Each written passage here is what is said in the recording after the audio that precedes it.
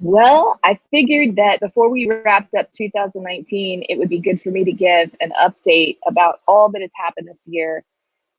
We've had the most adventurous, transitional, amazing year, I think, of our lives. And so, as I've been recounting, when I think of 2019, I just think of just massive change. But over the last couple of days, I've been thinking about this year and thinking how amazing and fruitful this year has been. God has done a tremendous work in our lives and with our children, and I also believe through our lives. And so I wanted to shoot this. It's actually going live, so I'm not going to edit it at all. I'm just going to talk. I know many of you are prayerfully supporting us and financially supporting us. And I feel like I need to give an update of all that we've seen accomplished over the last year. I know when I look for people to partner with in ministry, especially financially, I want to know that it's a fruitful field. And so I just want to talk through this last year and kind of remind us together as partners of what we've seen God do. So the early part of last year, Larry and I were both full swing mobilizing for the sends. Larry really did a phenomenal job. When you look at all of the numbers of the send, which happened in end of February of 2019, I look at that and just know how hard Larry worked to meet with pastors, to connect with people on the ground. And I think he's the best mobilizer I know. And those of you who know him would say the same. He's so pastoral and so good at connecting, and I'm so proud of him. And so we saw that we were in full swing from 2018 all the way going into 2019, and we were really going hard after that. At that point, I took on with Lou Engle, mobilizing all of Florida for a prayer tour. So the entire month of February, I was gone, going with Lou from city to city,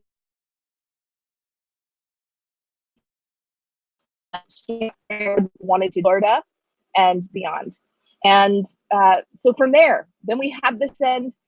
We bought an RV. We stayed in about a week, and then we headed out to Israel for 6 weeks because there, and not much of this has been publicized, but during those 6 weeks in Israel, we were mobilizing Israel for a hidden secret prayer gathering that happened in the West Bank. And built relationships in Israel that will last a lifetime. We saw Orthodox Jews coming together with uh, Arab Christians, Palestinians, with Messianic Jews. We had members of the Knesset there. We had members from the White House Council of Faith.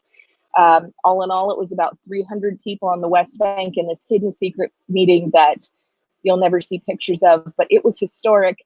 And there's tremendous fruit from that gathering. It was probably to date the biggest, most labor intensive thing that I've ever worked on. And part of that was because we couldn't publicize anything and still really can't.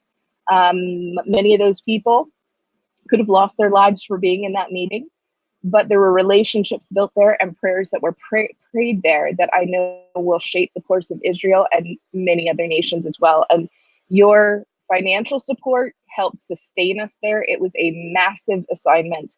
And it took a lot. It took a lot spiritually, and it took a lot on our family. It was the first time that Judah had ever come with us outside of the country, and 6 weeks is a long time. So thank you for praying with us. Some of you kind of knew what was happening, and I wish I could say more, but just know that it was a big deal, and that God was in it. And so we were really proud to be part of that. We came back from there, headed straight for the Rio Grande Valley, where we've been stirring up faith for a stadium campaign there. Had several pastors' gatherings, and then headed north. The very same Canada with Revival, all of Canada, for bringing pastors and leaders who maybe wouldn't normally work together. So tied into that kind of northern family. And it's amazing because they're even in Canada, they're really praying for a breakthrough in America. We headed out of Canada. This is all, at the meantime, we're trying to learn how to RV, and many of you have watched that journey, and it's been quite exciting. we headed down from Canada and started our State of the Union prayer tour, where we went state by state and city by city, going to every single stadium that we felt compelled to pray in.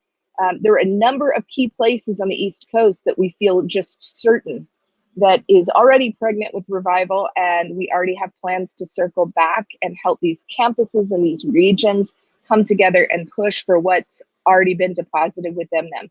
And so that's been pretty exciting. We've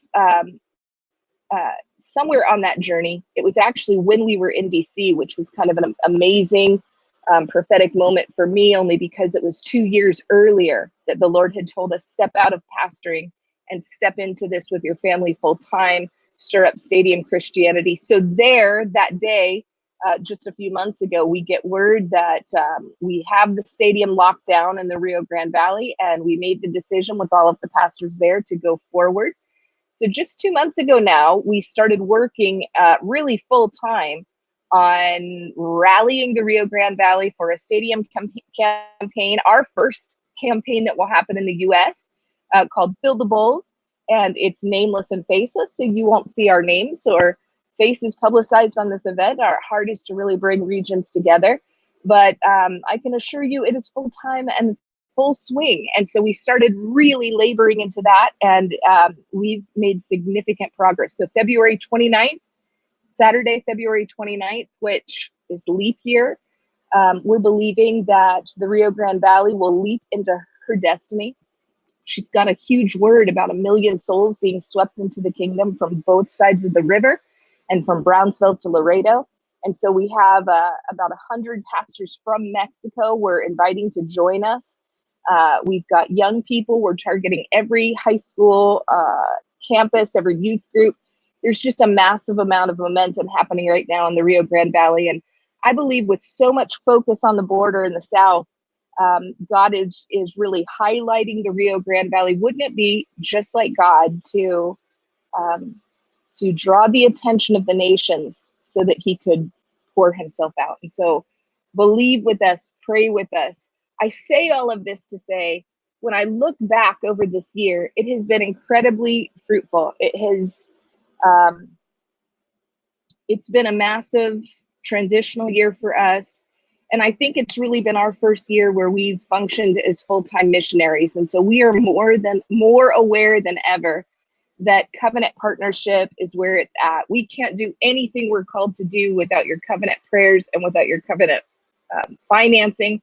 And we know that many of you give sacrificially, and many of you follow us and have yet to become our partners in this journey. And I just want to invite you to consider joining us in 2020 to partner with what we believe God is doing in the nation. We have invitations into Mexico, Pakistan, many other nations, South America, and we see that a great door of effective evangelism and ministry is opening up to us.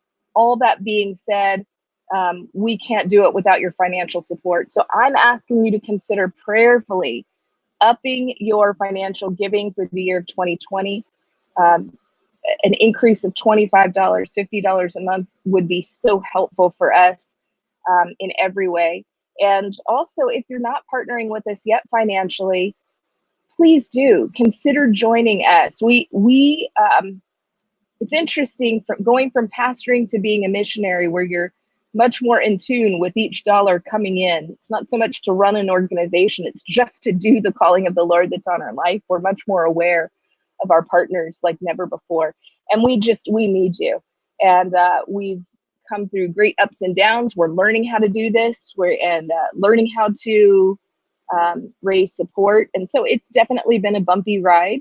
But I hope you can look at the last year with us and say, wow, that's good ground. I think it is. And I believe the doors of the Lord are going to continue to open. I have 2 books being pitched, an online course that is hopefully being pitched and going forth. And we just see tremendous doors opening, but we need your help. So please prayerfully consider joining us, partnering with us. We love you, and I look forward to all that God has in store for all of us in 2020. See you soon.